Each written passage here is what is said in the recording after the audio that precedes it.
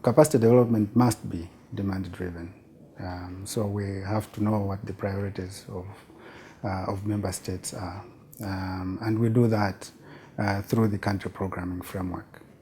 Country programming framework ends up with a document, but in fact what is important is the process, where we directly talk to all the stakeholders, trying to identify what the priorities for a particular country are. Now, through that process, we also get to know what kind of capacity needs they have. And then together we can develop programs that can make it possible for us to do capacity development. It goes beyond training. Capacity development is also in other areas of our work, including policy processes and so on, which is supposed to be sustainable.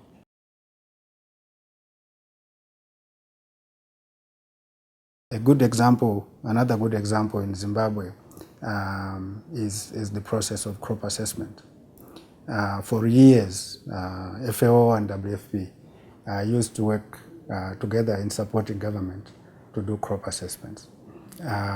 We capacitated now the government, and apart from financial and a little bit of technical support, in fact, government does all the crop assessments themselves now, because we have managed to capacitate them.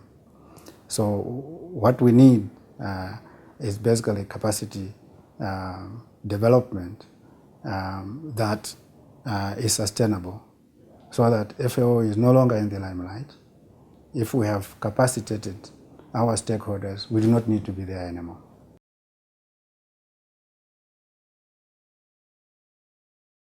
We need to have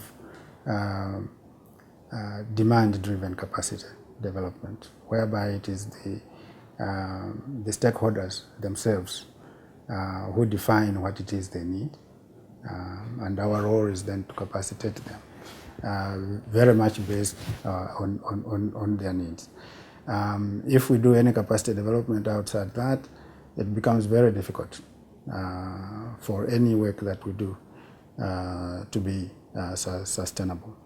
Another thing that I think that is absolutely crucial is for the countries or the stakeholders to own that process, including of the capacity development itself. Our roles should be to facilitate the capacity development itself, so that they learn by doing in that field. So I think the question of ownership is important, and the question of the fact that it has to be demand-driven is also important. And to the extent possible, we will need to do any capacity development in the within the geographical areas in which the stakeholders are. That way, they are in an environment in which they can truly think that which are relevant to their daily work.